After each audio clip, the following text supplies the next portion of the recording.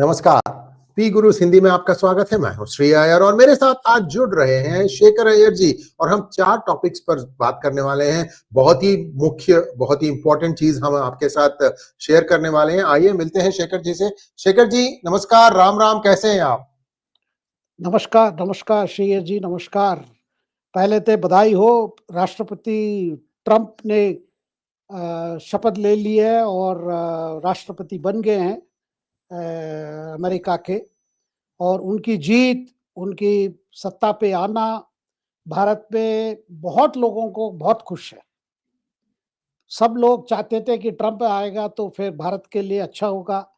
भारत का इंटरेस्ट भी इसमें कहीं न कहीं जुड़ा हुआ है ट्रंप की वापसी में। ये अगर वापस आए तो सबके लिए लगता है कि भारत का भविष्य भी इसमें जुड़ा हुआ है। लेकिन सर पहली बात तो ये कहना चाह रहा हूँ कि कि भारतीय जो जो भारत के लोग भारतीय क्यों सोचते हैं कि ट्रंप हमारे लिए अच्छा है? उसका मुख्य 3 कारण है। वो है, जैसे हम सब जानते हैं कि राष्ट्रपति ट्रंप और प्रधानमंत्री नरेंद्र मोदी जी के बीच में अच्छा संबंध है, अच्छा केमिस्ट्री है। और दोनों कई बार मिले हैं, पिछले बार भी अच्छे रिश्ते थे, एक-दूसरे को अच्छे समझते हैं, एक-दूसरे को ट्रस्ट भी करते हैं। दूसरी बात, दोनों देशों की जो जो समस्या है, दोनों देशों के सामने जो चुनौतियाँ हैं और दोनों देशों की जो कंसर्न्स हम जो कहते हैं, वो है, एक है चाइना और चाइना का जो उसकी अपनी जो स्ट्रेटेजिक इंटरेस्ट जो भी है, और दूसरी बात आतंकवाद। आतंकवाद जो सब जगह फैला हुआ है और खास करके जो इस्लामिक जिहाद से जुड़ा हुआ जो आतंकवाद है, जिसमें अमेरिका भी को मुसीबतें हैं और भारत को भी है ही। और इसके साथ-साथ जो रेडिकल जो चीज़ें हो रही है अभी, इस्लामिस्ट को लेकर जो रेडिकल चीज़ें स्प्रेड हो रही है, मतलब ऐसी बना जाए जैसे कोई फैक्ट्री चल रहा है कि भाई रेडिकल्स निकालो ताकि बाद में जाके वो आतंकवाद बन जाए। तो इसमें भी भारत और अमेरिका और मोदी जी और ट्रंप, राष्ट्रपति ट्रंप इन बीच पे अच्छे हैं। और दूसरी बात जो माना जाता है कि तो ये 3 बातें जो मैंने कहा कि दोनों संबंध अच्छे हैं, दूसरे चाइना को लेकर दोनों में ये है, और तीसरा आतंकवाद, रेडिकल जो भी कहिए। और ये वामपंथी जो आइडियाज़ हैं, जो वामपंथी की जो अमेरिका में अभी जॉर्ज सोरोस जैसे बड़े व्यक्ति जो भारत के खिलाफ, भारत सरकार के खिलाफ जो कैंपेन चल रहा था, कहीं न कहीं सरकार के खिलाफ, भारत सरकार के खिलाफ, चुनी हुई भारत सरकार, इसके खिलाफ जो इस तरह की कैंपेन हो रहा था, मतलब जिसको हम समझते हैं अमेरिका डीप स्टेट, इसको लेकर भी लगता है कि भाई ट्रंप आ गए तो ये डीप स्टेट को कहीं न कहीं डिसमेंटल करेंगे, ये तीनों चीज़ों से। लेकिन हम जानते हैं सर, जो बात अभी चिंता की बात मैं आ रहा हूँ, क्योंकि सब भारतीय के बीच में खास करके अमेरिका हमेशा एक ड्रीम डेस्टिनेशन रहा है। ये जो ग्रेट अमेरिकन ड्रीम है, वो काफ़ी इंडियंस के लिए भी बड़ा अमेरिकन ड्रीम रहा है। उनके अंदर कई बातें आ रही है और भारतीय जो इसके अलावा अमेरिकन ड्रीम के अलावा दूसरी बात जो है भाई, ये जो पहले दिन उनका जो एक प्रकार से जो घोषणा, भाई हम, क्योंकि ट्रंप ने कह दिया भाई हमारी तीन ही चीजें, तो हर फैसले हम जो लेंगे हम देखेंगे क्या उससे अमेरिका शक्तिशाली बनती है कि नहीं। दूसरी बात, अमेरिका की सुरक्षा मजबूत होती कि नहीं। और तीसरा, अमेरिका की समृद्धि। यानी पहला वाला मामला हो गया कि क्या अमेरिका स्ट्रांग बनती है हर फैसले से, अपने सरकार के फैसले से। दूसरी बात, क्या सुरक्षित होती है, is it America more safe. और तीसरी बात जो हम सुनने आ रहे हैं सबकी, जो ट्रंप और ट्रंप के एडमिनिस्ट्रेशन में जितने लोग कह रहे हैं कि क्या अमेरिका समृद्धि, यानी will it make America prosperous. ये तीनों बातों पर अमेरिका के सारे पॉलिसीज रहेगी ट्रंप के अंडर। ये भारतीय लोग जानते हैं, भारत सरकार भी जानती है। अब सवाल आता है कि क्या ये जो टैरिफ लगाने की बात हो रही है, प्रतिबंध या टैक्स कहिए, कि भारत से जो चीजें अमेरिका जाती है, इसका कैसे होगा, क्या असर होगा, क्या हमारे एक्सपोर्ट्स अफेक्ट हो जाएंगे, जो भारत में जो हम मैन्युफैक्चर करते हैं इसकी क्या होगा। क्योंकि कुछ बातें ऐसी भी है, क्योंकि ट्रंप पहले भी कहते हैं भाई चाइना तो है ही, चाइना तो बड़ा समस्या है, उसके बाद भी हम बात करेंगे ये ट्रेड वाले मामले में ट्रेड डेफिसिट में। और भारत का तो कहते हैं भाई इंडिया का भी ट्रेड सरप्लस है कम से कम 40 अरब डॉलर्स की। और ये भी कहता है, अभी ट्रम्प कह रहे हैं भाई क्या टैरिफ लगा देंगे, क्या अक्रॉस द बोर्ड रहेगा? अक्रॉस द बोर्ड यानी कोई भी चीज हो, जो भारत हो चाइना हो, दोनों अगर सेम ये में देखा जाए तो कहीं लग जाएगा, तो फिर क्या होगा? भारत से जो चीजें वहां जा पाएंगे, नहीं जा पाएंगे, वहां के मार्केट में कॉम्पीट कर पाएंगे? और या ऐसे हो सकता है कि भारत के लिए अलग करें, क्योंकि भारत का विषय में आता हूं। और तीसरी बात सर, जो हम क्योंकि उनको लगता है कि भाई भारत ने अमेरिकन मार्केट को काफी एक्सप्लॉइट किया है, लेकिन उतना अमेरिकन कंपनीज, अमेरिकन प्रोडक्ट्स को भारत मार्केट में इतनी एक्सेस नहीं मिली है। लेकिन यह भी सच बात है कि इंडियन कंपनीज अमेरिका में कम से कम उन्होंने भी काफी इन्वेस्टमेंट की है। कहा जाता है कि भाई 40 बिलियन डॉलर की वहां पे उन्होंने इन्वेस्टमेंट की है, और जिससे कम से कम 40,000 से 45,000 अमेरिकन को नौकरी मिली है भारतीय कंपनीज की निवेश पर वहां पे। तो अब क्या होगा भाई? दूसरा तो प्रेशर बनेगा भाई, जैसे अगर इंडियन कंपनीज वहां इन्वेस्ट करने की सब सुविधा है, तो भारत और भी अपने, क्योंकि लिबरलाइजेशन तो चल रहा है, कि अमेरिकन इन्वेस्टमेंट्स के लिए और सीधे कर दीजिए आप, और थोड़ा कानून बदलिए, और थोड़ा रेड टेपिज्म, काफी तो चेंज हुआ है पिछले 10 साल में, काफी चेंज हुआ है। ये सारे बातें आ रही है सर। और दूसरी बात मैं कहना चाहता हूं, ये जो वाला जो सबसे जो चिंता दे रही है, ये जो जो बर्थ राइट वाला मामला, जो जो जो भी व्यक्ति अमेरिका में जन्म होगा उसकी नागरिकता ऑटोमेटिक, ये जो 150 साल से जो चली आ रही है अमेरिका के जो 14th अमेंडमेंट के पास जो कानून वहां बना है, किसी का जन्म अगर अमेरिका में होता है, उनकी पेरेंट्स किसी की नागरिकता हो, लेकिन उनको सिटीजनशिप मिलेगा, उसको ट्रंप ने रद्द कर दिया। वो दूसरी बात है कि इसको लेकर चैलेंज हुए कोर्ट में, अमेरिका के कोर्ट में। लेकिन ये जो चला आ रहा था, ये माना जाता है कि अमेरिकन इमिग्रेशन पॉलिसी में बड़ा बदलाव है। तो अब H1B वीजा लेकर जो हैं, जो लोग वहां काम कर रहे हैं, उनके अगर बच्चे वहां जन्म ले रहे हैं, ये उनके बच्चे वहां उनकी बर्थ होती है वहां पे, उनको ऑटोमेटिक नहीं मिलेगा। तो उनके लिए फिर क्या होगा? उनकी भविष्य क्या होगा? क्या वो त्रिशुंग में रह जाएंगे, ना यहाँ का होंगे ना वहां का होंगे? तो और सर, जो लीगल इमिग्रेंट्स है, क्योंकि सवाल आता है भाई, इलीगल इमिग्रेशन तो अलग बात है, लेकिन इलीगल इमिग्रेशन, लीगल इमिग्रेशन भी देखिए, ग्रीन कार्ड का काफी बैकलॉग है। बहुत लोग ग्रीन कार्ड अप्लाई किए हुए हैं, वो पेंडिंग पड़ा है, वो तो कहा जाता है भाई डिकेड्स वेट कर रहे हैं। और दूसरी बात, अभी जो कानून आई है कि कोई भी बच्चा जिसका जन्म फरवरी 19 तारीख के बाद होगा, तो और उनकी पेरेंट्स लॉफुली अमेरिका में आए हुए, लीगली वो इमिग्रेंट है, लीगली है, लेकिन अगर टेम्पररी वीजा है, वो H1B हो, H4 हो या स्टूडेंट वीजा हो, उनको कोई प्रकार की हेल्प नहीं मिलेगी। अच्छा, दूसरी बात सर, ये बड़ी चिंता बात है, मान लीजिए फादर यूएस सिटीजन है, मदर इंडियन सिटीजन है, अप्लाई किए हुए बदलने के लिए, लेकिन उनकी पेंडिंग है, टेम्पररी वीजा में अमेरिका में, और ग्रीन कार्ड होल्डर है, तब भी उन बच्चों को फादर या मदर कोई भी यूएस सिटीजन हो अगर, लेकिन वो ऑटोमेटिक बच्चा को अमेरिका के नागरिकता नहीं मिलेगी। तो सर ये सब मैं कह रहा हूं सर, थोड़ा इसमें जी थोड़ा क्लैरिफिकेशन चाहिए, आप बोल दीजिए, मैं क्लैरिफाई करता हूं। ये सर, वैसे के केस में कहते हैं नहीं, उसके बाद अप्लाई करना पड़ेगा, एक कॉम्प्लेक्स नेचुरलाइजेशन प्रोसेस होगी।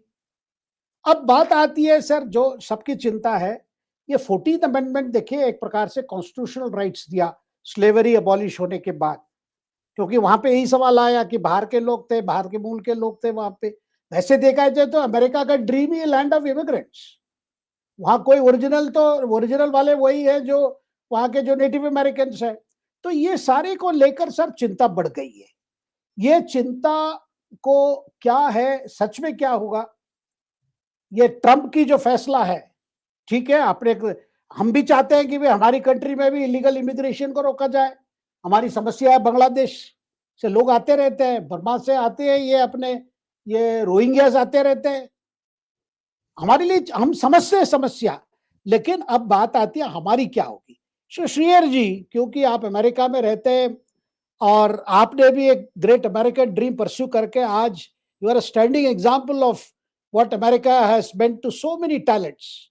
आपकी टैलेंट वजह से आज अमेरिका में आप you are a person who has to credit several patents. आपने रिसर्च की, कई पेटेंट्स के, कई प्रोसेस की आपने डिस्कवर किए। तो ऐसे समय में आप जैसे व्यक्ति से हम भारतीय लोग जानना चाहेंगे, हो क्या रहा है, आगे हमारे लिए क्या है सर? बहुत बहुत धन्यवाद शेखर जी। मैंने कल एक प्रोग्राम में थोड़ी बहुत मैंने इसकी वर्णन की थी, उसमें मेरी एक छोटी सी गलती हो गई जो मैं अभी करेक्ट करना चाहता हूं। वह गलती ये थी कि ये एग्जिस्टिंग प्रॉब्लम है, ये नए प्रॉब्लम से नहीं है, एग्जिस्टिंग प्रॉब्लम है। उसमें क्या हुआ था, एक कैटेगरी है जिसको हम कहते हैं डॉक्यूमेंटेड ड्रीमर्स, यानी कि माँ और पिता और माता आ रहे हैं यूएस को और दोनों अभी वर्क वीसा में हैं।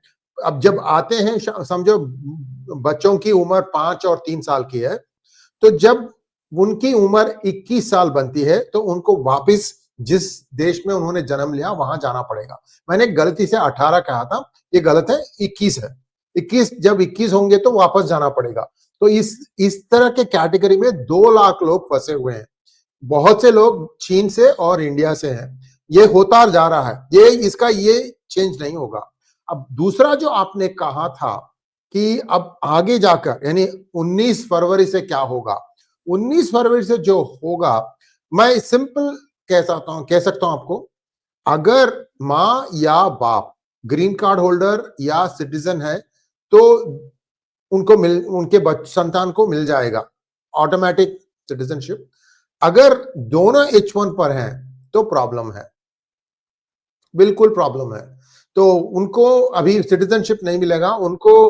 अब दूसरा, they have to find out, जब तक पिता या माता जी यूएस में रहेंगे तब तक उनको यहाँ रह सकते हैं। अगर वो उनको वापस जाना पड़ेगा तो पूरा फैमिली वापस जाना पड़ेगा, उनको सिटीजनशिप नहीं मिलेगा। ये एक है। और इलीगल्स का जो आपने कहा वो तो बिल्कुल सच है, कोई भी अगर इलीगल आता है तो उनके बच्चों को सिटीजनशिप नहीं मिलेगा। तो बट ये सब जो अमेंडमेंट सेक्शन 14 का जो है, इसमें जो जो टेक्स्ट है मैं उसको पढ़ना चाहता हूं ताकि सब लोग समझें कि क्या हो रहा है।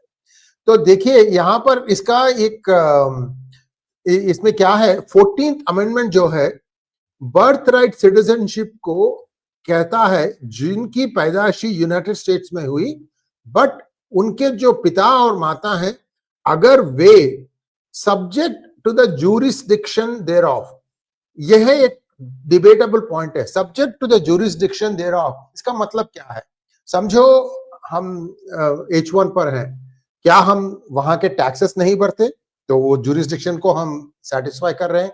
क्या हम अगर रेड लाइट हो गया और हमने कुछ गलती कर दी, ट्रैवल एक्सीडेंट हुआ, तो उसका भी हम टैक्स भरते हैं। जितने भी लॉज हैं उसको फॉलो करते हैं, चाहे वो ग्रीन कार्ड होल्डर हो, H1 हो या सिटीजन हो। तो ये जो subject to the jurisdiction thereof, इसका जो क्लॉज है ये डिबेटेबल है मेरे ख्याल में। ये देखिए एक और चीज है, 2017 में भी जब पहली बार आए थे ट्रंप, उन्होंने यही प्रपोजल को मूव किया था, लेकिन वो ज्यादा दूर चला नहीं। मैं आज सुन रहा हूं कि 17 स्टेट्स ने इस पर सू किया है सेंट्रल गवर्नमेंट यानी फेडरल गवर्नमेंट को, ट्रंप की सरकार को। अब मैं समझता हूं ये सब कंसोलिडेट होकर एक जगह पर आएगा और वहां पर इसका निर्णय लिया जाएगा और छोटे छोटे होते होते, अब बात यह है कि कॉन्स्टिट्यूशनल इंटरप्रिटेशन की जरूरत है। तो मैं समझता हूं ये जाएगा पूरा उच्च न्यायालय तक, यानी supreme court of the United state. ये जाते जाते शायद 6-7 महीने लग जाएंगे, तब तक तो ये लोग इंजंक्शन देंगे। इंजंक्शन का मतलब है स्टे, जिस तरह से हम स्टे कहते हैं ना, वही है।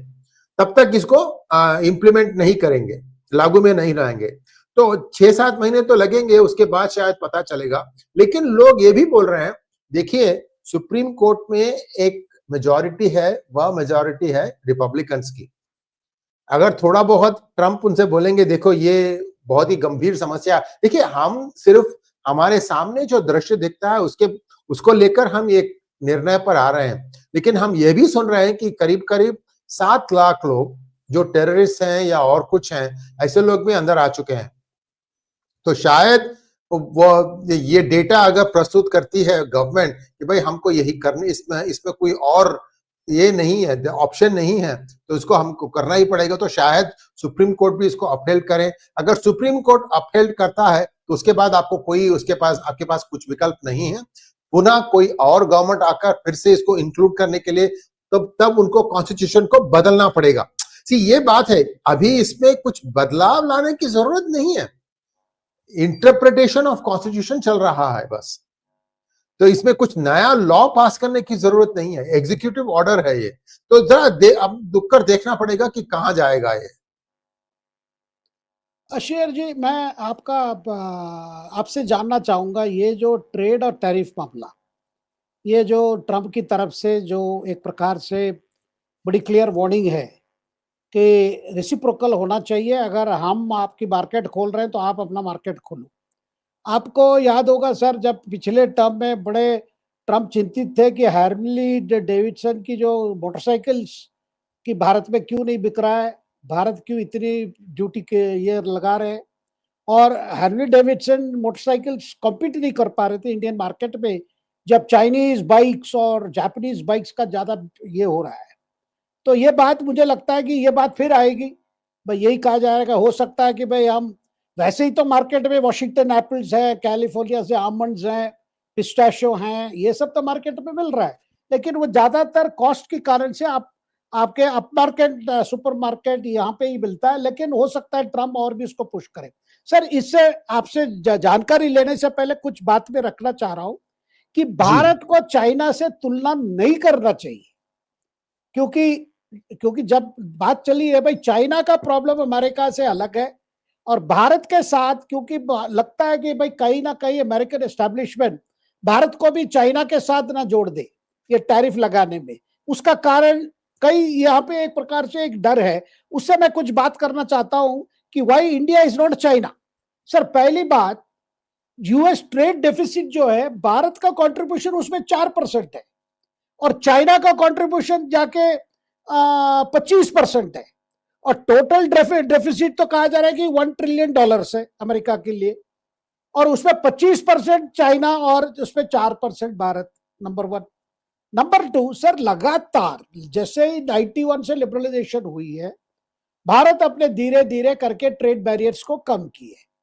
मैं नहीं कह रहा कि पूरा ट्रेड बैरियर चला गया है, एक सिलेक्टिव बेसिस में हो रहा है भाई, क्योंकि हम आत्मनिर्भर भारत की बात कर रहे हैं, अभी प्रधानमंत्री मोदी जी की तरफ से भी हो रहा है, लेकिन फिर भी आप एक फिगर मैं बता रहा हूं कि यूएस एक्सपोर्ट्स टू इंडिया जो है 1993 और 2018 के बीच में 25 साल, ये 25 साल में 12% ग्रो किया है,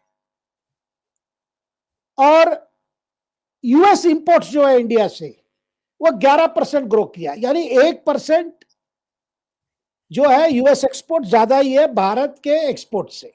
एक दूसरी बात, और सर्विस सेक्टर में कई जो इश्यूज है, सर्विस सेक्टर में केवल जो यूएस डेफिसिट की बात किया जा रहा है कि कम से कम $7 बिलियन है। सो अमेरिका का ये है दबाव है, भाई आप अपने सर्विस सेक्टर भी खोलो हमारे लिए। अच्छा, दूसरी बात क्या है, अमेरिका के कंसर्न रहा है भाई भारत कई टैरिफ्स लगाए एग्रीकल्चर प्रोड्यूसर्स पे, अभी मैंने वॉशिंगटन एप्पल्स की बात की, कैलिफोर्निया आमंड्स की बात की, तो उसमें इनको लगता है भाई इसमें और ऑटोस जो अमेरिकन कार्स वगैरह इस पे भी है। अब टेस्ला का मामला हम सब जानते हैं, टेस्ला एलन मस्क इंडिया आना था, फिर उन्होंने पोस्टपोन कर दिया था, और एलन मस्क का ये था भाई मुझे ये हम आपको एक्सपोर्ट करेंगे कार्स, लेकिन भारत सरकार की तरफ से कंडीशन दी कि आपकी कार्स, टेस्ला कार्स को यह मैन्युफैक्चर कीजिए, जैसा आप चाइना में करिए तो यहां भी कीजिए। तो उनका ये था नहीं, पहले हमें आप इंपोर्ट करने की अनुमति, मतलब एक्सपोर्ट करने की अनुमति दीजिए, इसको लेकर प्रॉब्लम था। लेकिन सर, भारत अमेरिका से उन चीजों लेने के लिए एकदम एक प्रकार से कंपल्शन भी है और चाहता भी है। वो क्या चीजें हैं? जो आई एंड टेक्नोलॉजी है, जैसे एयरक्राफ्ट स्पेयर्स, डिफेंस परचेसेस, काफी डिफेंस परचेसेस है हमारे एंटायर इंडियन आर्म फोर्सेस के, तो बड़ा हार्डवेयर और सॉफ्टवेयर की बड़ी बड़ी रिक्वायरमेंट है। लगातार इंडो यूएस जो स्ट्रेटेजिक पार्टनरशिप भी आप देखेंगे, कई हमारे ऑर्डर्स है। अभी एक फिर मल्टी एयरक्राफ्ट, एडवांस्ड एयरक्राफ्ट की अभी बात हो रही है, 5th जनरेशन 6th जनरेशन की भी हमें बड़ी मांग है, army navy air force, navy air force दोनों की। तो क्रिटिकल टेक्नोलॉजी में भारत तो लेगा ही लेगा अमेरिका से, इसमें कोई बात नहीं है। तो और सर मैं बताना चाहता हूं, भारत क्या बेचता है, हमारे दर्शक भी जाना, हम क्या बेचते हैं। हम टेक्सटाइल्स यहां से एक्सपोर्ट करते हैं, उसके बाद जेम्स एंड ज्वेलरी हम एक्सपोर्ट करते हैं, फिर हम ज्यादा से ज्यादा फार्मास्यूटिकल्स एक्सपोर्ट करते हैं, यानी दवाई हम यहां से वहां एक्सपोर्ट करते हैं। और इसमें कोई स्ट्रेटेजिक वाला नहीं है जिससे कोई अमेरिका के स्ट्रेटेजिक इंटरेस्ट अफेक्ट हो। अनलाइक जो चाइना से जो चीजें वहां जा रही है, जो चाइना से अमेरिका जो जा रही है, उसमें कई ये चीजें हैं और ये है। और दूसरी बात, ऐसा कभी भारत सरकार ने नहीं किया भाई हमारी एक्सपोर्ट्स पे हम सब्सिडी दे दे ताकि और अट्रैक्टिव हो जाए। भारत सरकार ने वो नहीं काम नहीं किया जो चाइना कर रहा है। चाइना अपने चीजों पर कई सब्सिडाइज कर रहा है वहां पे, ताकि वो यूरोपियन मार्केट हो, अमेरिकन मार्केट में फ्लड कर दे। ये हम नहीं कर रहे। और ये भी हमने नहीं अलाउ किया कि भाई चाइना इंडिया को यूज करे, यानी चाइना का सामान यहां आ जाए और इंडिया से जाए, ये भी हमने अलाउ नहीं किया है। ये जो कुछ स्मॉलर कंट्रीज कर रहे हैं कि चाइना का चीज वहां पहुंच जाता है, फिर वहां से जाता है जैसा उस कंट्री का है, लेकिन वो मेड इन चाइना वाला मामला है, ये भी हम नहीं कर रहे। और दूसरी सर, लगातार भारत सरकार इंटेलेक्चुअल प्रॉपर्टी राइट्स के मामले में कानून भी, एक रोबस्ट कानून भी पास किया है, उसकी हम ये भी करते हैं कि भाई कोई इंटेलेक्चुअल प्रॉपर्टी थेफ्ट ना हो, उसकी हम इज्जत करते हैं। कॉपीराइट, ट्रेडमार्क, इस मामले में आप देखिए हमारे कोर्ट्स पे बड़े बड़े अलर्ट रहते हैं इस मामले में। और तो ये सारे बातों को लेकर मैं इसलिए कह रहा हूं सर कि चाइना के हमें से तुलना ना किया जाए, हमारे साथ एक अलग केस होनी चाहिए। सर हम जानना चाहिए आपको, क्या भारत बिजनेस के लिए, इंडस्ट्री के लिए ये टैरिफ आएगा तो किस सेक्टर में आएगा, क्या असर हो सकता है, ट्रंप की सोच क्या रहेगी, क्या चाइना से हमें तुलना करके हमारे ऊपर भी अक्रॉस द बोर्ड कुछ लग जाएगा, ये आपसे जानना चाह रहे हैं। शेखर जी, मैं समझता हूं कि अक्रॉस द बोर्ड तो नहीं होगा भारत के साथ, और भारत को चाइना के साथ तुलना नहीं किया जा रहा है मेरे मेरे नजरों से। क्योंकि आपने देखा होगा, कल मार्को रूबियो ने एक फर्स्ट मीटिंग उनकी थी, पहली मीटिंग ही उन्होंने डॉक्टर जयशंकर के साथ की। वो नए फॉरेन मिनिस्टर हैं यूएस के, और इनमें बहुत अच्छी बात हुई थी। और डॉक्टर जयशंकर ने भी एक बहुत ही स्पष्ट किया कि भारत कोई और ब्रिक्स का जो ग्रुप है वो सोच रहा था कि डॉलर को compete करने के लिए एक और करेंसी लिया जाए। भारत ने साफ साफ कह दिया कि हम उस पर भाग नहीं लेने वाले, हम डॉलर की कंपीटिंग करेंसी को प्रोत्साहन नहीं देंगे। और ये सच भी है, कई ब्रिक्स मीटिंग्स में ये प्रस्ताव लाया गया चीन से, और भारत ने नकार दिया। ये तो होता ही रहा, ये प्रूफ है। तो मैं समझता हूं कि एक आध इधर उधर चीजों में हो सकता है कि इन्होंने टैरिफ लगा। देखिए, अब दो चीज हैं जो इलॉन मस्क के लिए बहुत इंपॉर्टेंट है, वो समझते हैं कि वो भारत को बेचना चाहेंगे। पहला तो आपने कहा जो टेस्ला का जो टेस्ला की गाड़ियां हैं, दूसरी वो स्टारलिंक के जो सैटेलाइट्स हैं। तो इन दोनों को शायद इलॉन मस्क बेचेंगे, तो इसका कुछ may be they will try to see के क्या हम इसको ले आ सकते हैं। देखिए, टेस्ला में प्रॉब्लम ऐसा है शेखर जी, तो भारत के रूल्स के अनुसार अगर आप कोई एक चीज को इंपोर्ट करने वाले हो तो उसका 33% इंडिजिनसली करना चाहिए। यानी अगर 100 रुपए का गाड़ी है तो उसमें 33 रुपयों का जो वैल्यू होगा उसको भारत में ही बनाना है।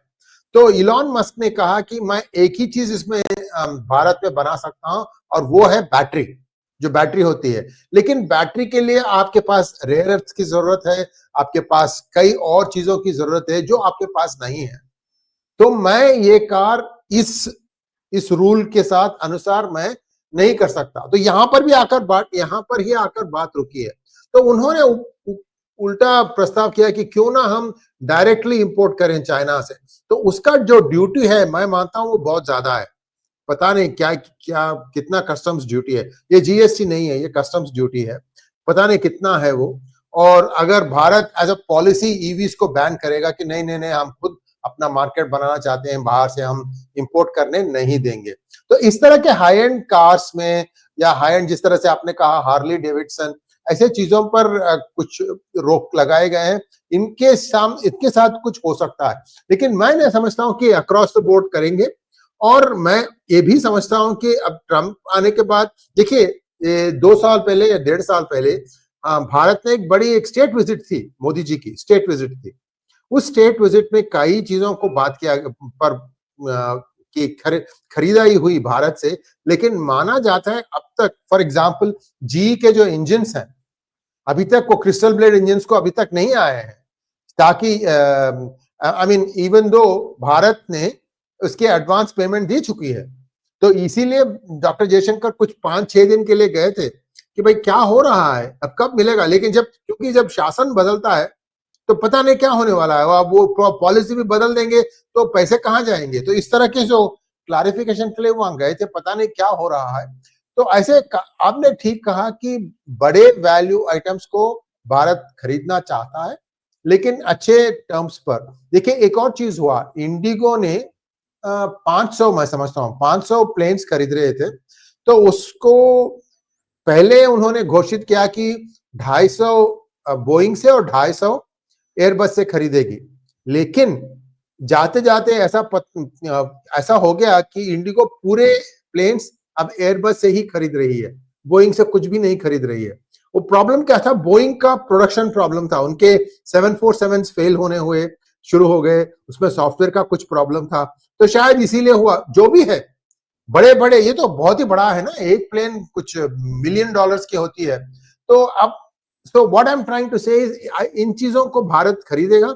अगर इसमें कुछ स्मूथनेस हो गई तो शायद और बात बन सकती है, भारत और भी खरीद सकता है, क्योंकि वो जो थिएटर है, वहां की जो एरिया है भारत के अतराफ, बहुत से प्रॉब्लम्स आ सकते हैं। वैसे मैंने एक और चीज सुना है सर जी, कि हमारे यूनुस मियां अब जाकर स्विट्जरलैंड में बैठ गए हैं थोड़े दिन के लिए, पता है आपको? कौन सर? मोहम्मद यूनुस। सर ये पता नहीं, अभी तो वियतनाम होके आए थे। लेकिन बात यह है सर, उसके बेटी के साथ, उनके बेटी के साथ सर बेटी बेटा कौन बीबी क्या है वो तो अलग बात है, लेकिन उसके को लेकर तो कई विषय चर्चा चल रही है, सोशल मीडिया में हो रही है। सर बात अब दिल्ली चुनाव की है। सर दिल्ली चुनाव में मुझे बड़ा डाउट, संदेह आ रहा है। सर क्या संदेह है? कांग्रेस के कार्यकर्ता, दिल्ली कांग्रेस के नेता बड़े लगे हुए, जबरदस्त लगे हुए। और आज भी अजय मकेन ने प्रेस कॉन्फ्रेंस करके कहा, भाई सीएजी रिपोर्ट्स जितने हैं जो सरकार के घोटाले को एक्सपोज किया है, एक रिपोर्ट भी इन्होंने दिल्ली विधानसभा में पेश ही नहीं किए, ताकि वो रिपोर्ट ऑफिशियली बाहर नहीं आ पाए। जो सीएजी रिपोर्ट आए शीश महल वाला भी पेश नहीं हो पाया, ये होने नहीं दिए। ये अरविंद केजरीवाल की टैक्टिक्स रही है। अब आज भी अजय मकेन ने प्रेस कॉन्फ्रेंस करके बताया भाई कैसे किस चीजों पे घोटाला है। कहीं 300 करोड़ की घोटाला, कहीं 400 करोड़ की। शीश महल तो बड़ा इश्यू बन गया है। पहली बार सर मैं देख रहा हूं 10 साल के बाद Kejriwal is fighting for his life. अपनी पार्टी की मरो या तोड़ो, मतलब मरो या जीतो काइंड ऑफ सिचुएशन है। वो वाला पहला केजरीवाल नहीं है, वो पहला वाला आम आदमी पार्टी भी नहीं है। लेकिन साथ में ये भी है, हम आम आदमी पार्टी क्योंकि ये पॉलिटिक्स जो शुरू की कि भाई जो अति गरीब जो है, अति पिछड़े वर्ग हो या जो भी हो, आर्थिक दृष्टि से जो भी गरीब है, उनके लिए बिजली मुक्त, पानी मुक्त, वो वाला आज तो। और सब पार्टी अभी जो ऑफर किए, एक से बढ़कर एक, कोई कह रहा हम ये देंगे, कोई कह रहा वो देंगे। लेकिन सर बात आ रही है, ये बड़ा थोड़ा स्पष्टता भी इसकी जरूरत है। आम आदमी पार्टी और कांग्रेस और बीजेपी, ये तीनों पार्टी है, अब त्रिकोणीय मुकाबला है कई जगह पे, सब जगह पे। और उसमें अगर आम आदमी पार्टी की वोटें घटती है तो फायदा जाएगा कांग्रेस को, क्योंकि दोनों की वोट बैंक बराबर वही है।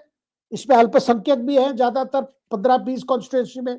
दिल्ली में पूरा के पूरे 70 विधानसभा कॉन्स्टिट्यूंसी है। अब सवाल आ रहा है सर, अगर आम आदमी पार्टी की सीटें घटती है, अभी 62 है, 20 में 62, 2020 में 62 जी, मान लीजिए 20 सीट भी घटे तब भी 42 पर पहुंचेंगे, हाफ वे मार्क से ऊपर। मान लीजिए उससे भी घटती है, मान लीजिए बॉर्डर लाइन केस बच जाता है, आपको 35-36 की जरूरत है, सरकार 36 की जरूरत है सरकार बनाने के लिए, हाफ वे मार्क से एक ऊपर होना चाहिए, 35 हाफ वे मार्क है, 36 चाहिए। तो अगर कम पड़े आम आदमी पार्टी को, ऐसी अगर परिस्थितियां है, तब कांग्रेस क्या करेगी? कांग्रेस के पास 2 हो, 3 हो, मान लीजिए 5 भी हो, क्योंकि कांग्रेस तो चुनाव नहीं लड़ रही है ये कॉन्फिडेंस में कि भाई हम आएंगे, बीजेपी को डिफीट कर देंगे, ऐसी बात तो नहीं है। तो अगर ऐसी बात नहीं है तो कांग्रेस क्या आम आदमी पार्टी को फिर मदद नहीं करेगी बीजेपी को रोकने के लिए? जब अजय माकन स्वयं कह रहे हैं कि हमने गलती की 2013 में, इनको रोक के, हमने बीजेपी को रोक के केजरीवाल को सपोर्ट करके हमने बहुत बड़ी गलती की। और दूसरी बात कि हमने 2024 पे लोकसभा चुनाव में भी हमने गड़बड़ की, हमने उनके साथ हाथ मिला के पार्लियामेंट्री चुनाव लड़े इकट्ठे, उसमें 7 की 7 हम हार गए, बीजेपी जीत गई, आम आदमी पार्टी भी हारी और कांग्रेस भी हारे। अब सवाल आ रहा है सर, क्या कांग्रेस और आप फिर हाथ नहीं मिलाएंगे, फिर इंडिया गठबंधन की बात नहीं करेंगे? क्या चुनाव के लिए इनके रिश्ते सस्पेंड हुए? और राहुल गांधी की हमने उतना अग्रेसिव कैंपेन नहीं देख रहे, एक मीटिंग की, उसके बाद तो ज्यादा मीटिंग अब दिख नहीं रहे। हमें कहा जा रहा है नहीं, आज कर्नाटका गए हुए, कर्नाटका से फिर वापस आने के बाद राहुल गांधी जी पूरे लग जाएंगे ये कैंपेन में। लेकिन हमें बड़ा संदेह है, क्योंकि कभी भी राहुल गांधी नहीं चाहेंगे भाई बीजेपी की जीत हो जाए हमारी हमला में, बीजेपी पर हम, क्योंकि बीजेपी की अपनी कोर वोट लगभग वही है, वो ज्यादा कभी घटा नहीं है दिल्ली में, केवल सीटों के हिसाब से कांग्रेस आम आदमी पार्टी की स्ट्राइक रेट अच्छी रही। अब 2 साल पहले दिल्ली की म्युनिसिपल चुनाव में भी आम आदमी पार्टी जीती, लेकिन लोगों ने देख चुके हैं कि पहला वाला आम आदमी पार्टी नहीं है, आज क्या हालत है, कैसी है, सब देख चुके हैं। अब सवाल आता है कि भ्रष्टाचार हो, आप जो पीने पानी की समस्या, आज भी प्राइम मिनिस्टर ने एक एड्रेस किए बूथ लेवल वर्कर्स को, सारे बीजेपी कार्यकर्ता को कहे भाई जाइए हर बूथ में जाके बताइए कि क्या क्या हुआ है पिछले 10 साल और क्या क्या चीजें नहीं हुआ, खास करके शेष महल से लेकर जो सड़कें की जो व्यवस्था, जो क्या अवस्था में है, पीने पानी, सर पानी मुफ्त में मिले और पीने की लायक ना हो तो क्या करेंगे? सो इस बार लोग जानते हैं। और सर इसमें देखिए माइनॉरिटीज का भी हाल देखिए सर, मुस्लिम वोटर्स का भी वही हाल है, जो क्वालिटी जो है सर्विसेज पे, सिविक सर्विसेज पे बड़ी घटिया सर्विसेज है, लेकिन केवल बीजेपी के विरोध में आम आदमी पार्टी को फिर वोट करेंगे तो होना क्या है?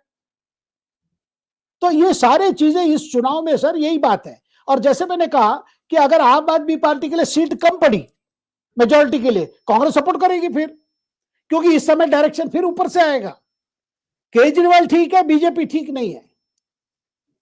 तो आप सोच लीजिए सर, लेकिन कांग्रेस कार्यकर्ता, दिल्ली कार्यकर्ता लगे हुए, दिल्ली के लीडर्स लगे हुए, ललित माखेन लगे हुए, सॉरी अजय माखेन लगे हुए, आपके संदीप दीक्षित लगे हुए, वो प्रत्याशी है अरविंद केजरीवाल के खिलाफ। बीजेपी तो पूरे के पूरे एनर्जी उसमें डाला हुआ है।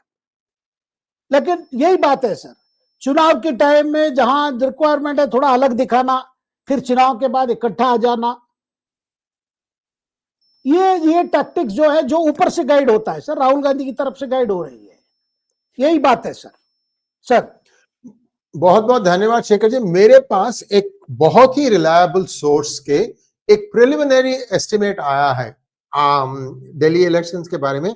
मैं ये बात अंडरलाइन करना चाहता हूं कि यह डेटा 4 दिन पुरानी है, लेकिन सोर्स बहुत ही रिलायबल है। तो मैं आपको कुछ कह सकता हूं, आपकी जो पोलिंग परसेंटेज है आज 43.87, यानी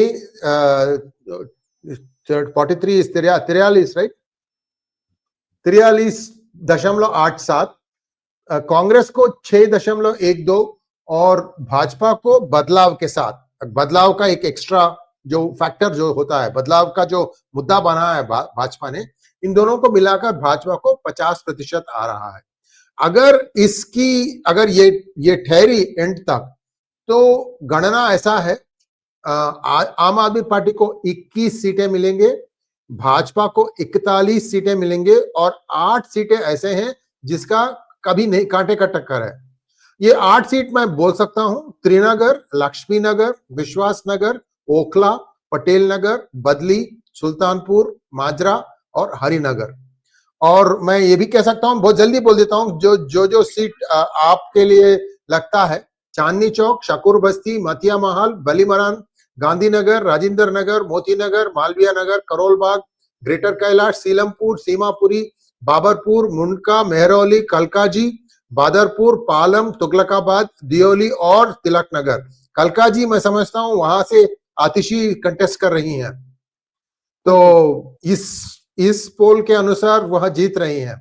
और भाजपा के जो सीटें हैं, जो जहां पर भाजपा के चांसेस अच्छे हैं, सदर बाजार, शालीमार बाग, Wazirpur, model town, Adarsh Nagar, Krishna Nagar, Jangpura, Shahdara, Trilokpuri, Patparganj, Kondli, new Delhi, RK Puram, Delhi cantonment, Kasturba नगर, गोंडा, कारावल नगर, तिमरपुर, बुरारी, मुस्तफाबाद, रोहतस नगर, गोकलपुर, रीठा, किरारी, नरेला, मंगोलपुरी, बवाना, रोहिणी, नंगलोई जाट, छत्रपुर, अंबेडकर नगर, संगम विहार, बिजस्वन, द्वारका, जनकपुरी, उत्तम नगर, माटियाला, नजफगढ़, विकासपुरी, मादीपुर और रजौरी गार्डन। तो हमने तीनों डेटा दिए हैं, कांटे के टक्कर भी और सब भी। तो यह एक प्रिलिमिनरी एस्टिमेट है जो एक 5 दिन ओल्ड है, तो पता नहीं कुछ बदल सकता है, लेकिन इसके अनुसार भाजपा आसानी से जीत रही है ऐसा लगता है। लेकिन ये जो है, ये कोई पोलस्टर की नहीं है सर जी, ये ऑन द ग्राउंड प्रवक्ता जो काम करते हैं उनसे आया है डेटा। और मैंने 2-3 बार इसका थोड़ा रिसर्च किया, फीडबैक भी लिया, तो माना जाता है कि काफी रिलायबल है। मैं इतना ही कहना चाहता हूं, क्योंकि हम इसमें नहीं आएंगे कि हम प्रेडिक्शन करेंगे, लेकिन ये इतना डेटा जो मेरे पास आया है, मुझे तो लगता है कि इन्होंने होमवर्क किया है। ऐसे नहीं कि किसी से ले लिया कि 2-3 छोड़ दिए, 2-3 ऐड कर दिए और बोल दिया ये मेरा गेस्ट है। तो देखते हैं कहां तक ये सच होता है। तो this is where things stand. तो अब और कुछ हमारे पास 2 और डेटा पॉइंट्स जो हम टच करने वाले हैं। Over to you Shekhar ji, next one. नहीं बिल्कुल शेयर जी, जो आप देखिए बीजेपी के अंदर कॉन्फिडेंस है, बीजेपी कार्यकर्ता भी बड़े कॉन्फिडेंट हैं, उनको लग रहा है कि इस बार केजरीवाल वापसी आना बहुत मुश्किल है। और केजरीवाल ने, जैसे हमने कई बार कह चुका, इस बार पूरे का पूरा कैंपेन अपने कंधे पे लिया है। It is all about Kejriwal, Kejriwal, Kejriwal, Kejriwal. कहीं आम आदमी पार्टी का नाम नहीं है सर कैंपेन में, फिर लाएंगे केजरीवाल, उनकी कैंपेन है नंबर 1। नंबर 2, अब सवाल इसीलिए है कि पिछले जो 5 साल में कितनी घटी है उनको वोट परसेंटेज, वो देखना है। और ये जो दिखाई दिया पार्लियामेंट्री इलेक्शन में मोदी जी के नाम पे तो एकदम स्वीप हो गया, 7 सीट जीते। अब सवाल आता है कि ये असेंबली चुनाव में एक बदलाव का मूड तो है ही, लोग चाहते हैं कि भाई चेंज आए, और देख चुके हैं कि भ्रष्टाचार मामले हो, ये जो इसको लेकर, एक्साइज पॉलिसी को लेकर जो इन्होंने, या सब लोग जेल में भी थे, और जो बाकी क्वालिटी ऑफ सर्विस है सर, सरकारी हॉस्पिटल हो, स्कूलों में पहले जैसा हालत नहीं है। पहले शुरुआत में जो स्कूल अच्छे रहे, बाद में उतनी अच्छी नहीं हुई। 2015 से 2020 तक जो इंप्रूवमेंट नहीं हुआ, तो लोगों के अंदर भी एक मूड है, भाई चेंज होना है, चेंज चाहिए, लेकिन कितना, और लेकिन एट द सेम टाइम एक कमिटेड उनका बेस है। और इसीलिए बीजेपी भी बार बार कह रही है, भाई हम कोई भी फ्री चीज को बंद नहीं करेंगे, सबको जारी रखेंगे। सर अभी मैं दूसरी बात बताना चाह रहा हूं सर, ये पंजाब आम आदमी पार्टी के मंत्रीगण, वहां के विधानसभा के सदस्य, ये सारे दिल्ली बार बार आ रहे हैं, दिल्ली में अपने पार्टी को मदद करने के लिए, और उनके साथ गाड़ियां, बड़े लंबे लंबे कतारें, कारवान आ रहा है, और उसके साथ पुलिस कर्मचारी, पंजाब के पुलिस कर्मचारी आ रहे हैं, जिसको लेकर कई इलाके में, क्योंकि जैसे ये कैंपेन करने जाते हैं, पुलिस लंबे, और सारे सब security, high security risk category है, उनको दिया हुआ है पंजाब सरकार ने। तो एक एक के साथ आप देखेंगे 4-4 गाड़ियां, 5-5 गाड़ियां, पूरे पुलिस भर के, पंजाब पुलिस। और कई जगह पे सर ये ना केवल ट्रैफिक जैम है, दिल्ली पुलिस का कहना है भाई इनका आना जाना कोई इंफॉर्मेशन नहीं है, कुछ नहीं है, चंडीगढ़ से चल पड़े बस आ गए इधर। वो अलग बात है, आम आदमी पार्टी की खर्चा, चुनाव की खर्चा सारा पंजाब मुख्यमंत्री भगवत सिंह मान और उनके मंत्रीगण कर रहे हैं, धनराशि जुटने में, बाकी रिसोर्सेज जो भी चाहिए चुनाव के लिए कर रहे हैं, लेकिन साथ में स्वयं आ रहे हैं। अब दिल्ली पुलिस ने ऑफिशियली चिट्ठी लिख दिया पंजाब पुलिस को, भाई इस तरह प्रोटोकॉल फॉलो कीजिए। देखिए आप पंजाब में अगर जेड कैटेगरी के हैं, आपको वहां डिक्लेयर हुआ है, अब पंजाब से बाहर आएंगे तो आपकी कैटेगरी वही नहीं रहेगी, फिर उसकी डिस्केलिंग होती है, वाई है तो आप एक्स बन जाएंगे, जेड है तो वाई बन जाएंगे। और ये रिक्वायरमेंट है, Punjab police should intimate Delhi counter parts, भाई अब आ रहे हैं तो आप इनको ये करना है।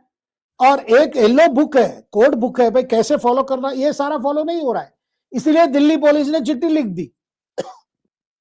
अब पंजाब पुलिस की तरफ से कहना भाई हम तो फॉलो करना चाह रहे हैं इलेक्शन कमीशन की गाइडलाइन, लेकिन हमारे पर दबाव है कि भाई वो सिक्योरिटी साथ चलना चाहते हैं, मंत्री एमएलए सब, क्योंकि उसमें शाम दाम सब कुछ है, दिखाने में की भी है, धड़ाधड़ 10 गाड़ियां आ रही है एक मंत्री के पीछे।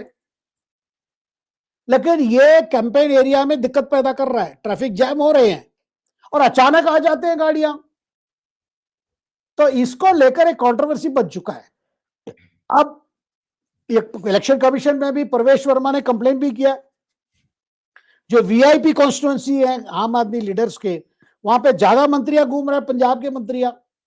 सर पहले भी ये कंप्लेंट था कि पंजाब पुलिस के लोगों ने ऑपोजिशन पार्टीज में नजर रखे हुए हैं दिल्ली में, कि कैंडिडेट क्या कर रहे हैं, विपक्ष के कैंडिडेट यानी बीजेपी कांग्रेस क्या कर रहे हैं, कैंडिडेट्स क्या कर रहे हैं, इसमें कुछ इंटेलिजेंस, पंजाब इंटेलिजेंस वाले लगे हुए, इस तरह की भी आरोप आया था, इलेक्शन कमीशन में भी गए थे। तो ये एक बड़ा इंटरेस्टिंग ये हुआ है शेर जी। बहुत बहुत धन्यवाद सर। देखेंगे अब आप ठीक कह रहे हैं, कुछ इंटिमिडेशन जैसा दिखाई दे रहा है कि इतने गाड़ियों के साथ आ रहे हैं तो कुछ अच्छा ही होगा, इस तरह का एक भावना, एक इमेज क्रिएट किया जा रहा है। तो अब देखते हैं क्या होगा। लेकिन अब हम नेक्स्ट टॉपिक पर जाएंगे क्योंकि आज बहुत टाइम हो चुका है। ममता और आरजी कार मेडिकल हॉस्पिटल, ये जो वर्डिक्ट आया है कुछ ठीक नहीं लग रहा है शेखर जी। सर बिल्कुल, देखिए ये जो केस, जो संजय रॉय जो व्यक्ति है 31 साल का, जो कलकत्ता पुलिस का सिविक वॉलेंटियर, जिनको दोषी ठहरा गया है, जो 31 साल के एक डॉक्टर, महिला डॉक्टर, जूनियर डॉक्टर को आरजी कार हॉस्पिटल में अपने नाइट ड्यूटी खत्म करके जब विश्राम लेने गए अपने कमरे में, ये व्यक्ति ने उनको जाके उन पर आक्रमण किया, उनको रेप किया, उनको मर्डर किया, फिर उनकी डेथ भी हुई। और ये सुबह जाके डिस्कवर हुआ कि वहां के जो सेमिनार हॉल है आरजी कार हॉस्पिटल में, वहां जाके उनको शव मिला। उसके बाद सारे डॉक्टर्स बड़े शॉक हो गए, और ये आंदोलन जो डॉक्टर्स ने छेड़ा पश्चिम बंगाल में, देश भर में फैल गया था। तो जब इनको दोषी ठहर के, इसमें पहले कलकत्ता पुलिस का इन्वेस्टिगेशन था, उसमें पहला एलिगेशन क्या हुआ, जिस कमरे के साथ जहां पे ये घटना घटी थी वहां पे पहले वो दीवारों को तोड़ा गया, तो लग रहा था भाई लगे हुए हैं कि पश्चिम बंगाल के अथॉरिटीज एविडेंस डिस्ट्रॉय करने में। जाके मामला कोलकाता हाईकोर्ट पहुंचा, फिर कोलकाता हाईकोर्ट ने डायरेक्ट किया सीबीआई को, आप जांच कीजिए। सीबीआई ने जांच ली, क्योंकि ममता सरकार ने फेल कर दी। और उस समय यह एलिगेशन था क्योंकि संजय रॉय एक व्यक्ति नहीं है, जो भ्रष्टाचार है पश्चिम बंगाल के हॉस्पिटल में, जो तृणमूल के जो रूलिंग पार्टी है उनके लीडर जो इन्वॉल्व है, उससे ये जुड़े हुए थे, इसलिए इनका इतना फ्री एक्सेस था। और कलकत्ता पुलिस का स्टिकर भी लगा हुआ था उनके मोटर बाइक में, और उनके एक्सेस भी थी। जब पकड़ा गया तब भी कलकत्ता पुलिस के कोई सिविलियन क्वार्टर्स में ही मिले, ये इनको पकड़ा गया था। अब सवाल आता है सर, वर्डिक्ट हो गया है, सियालडा के सेशंस कोर्ट ने कह दिया कि इनको ये जो घटना है, ये जो मर्डर है, ये रेयरेस्ट ऑफ द रेयर नहीं है, क्योंकि सुप्रीम कोर्ट ने क्राइटेरिया रखा था कि जब भी आप मृत्यु दंड दोगे, उसमें ये क्राइटेरिया रखकर कई जजमेंट्स उन्होंने दिया है कि भाई rarest of the rare crime होनी चाहिए मृत्यु दंड उनको देने के लिए। लेकिन ये घटना ऐसी घटना है, इतनी शॉक हुई है, और जिस तरह हुई है, कई सर्कमस्टेंसेस बड़े रह रहे हैं। सरकारी हॉस्पिटल, महिला डॉक्टर ड्यूटी करने के बाद, और वहां के एक व्यक्ति जो उससे हॉस्पिटल से कोई ऑफिशियली जुड़ा नहीं है, और उसके बाद हॉस्पिटल के प्रशासन, सुपरिटेंडेंट जिस प्रकार एविडेंस को डिस्ट्रॉय करने की कोशिश की, ये तो अरेस्ट ऑफ द रेयर हो गया।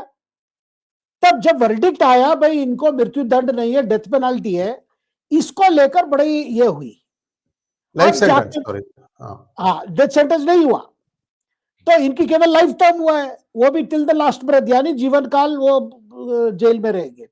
लेकिन सवाल आया जैसे ये जजमेंट आई, अब ममता बनर्जी मुख्यमंत्री, जिनकी हॉस्पिटल एडमिनिस्ट्रेशन में ये सारी चीजें कांड घटी, उन्होंने कहा भाई अगर कलकत्ता पुलिस इन्वेस्टिगेट करते तब हम उसको मृत्यु दंड दिलवाते संजय रॉय को।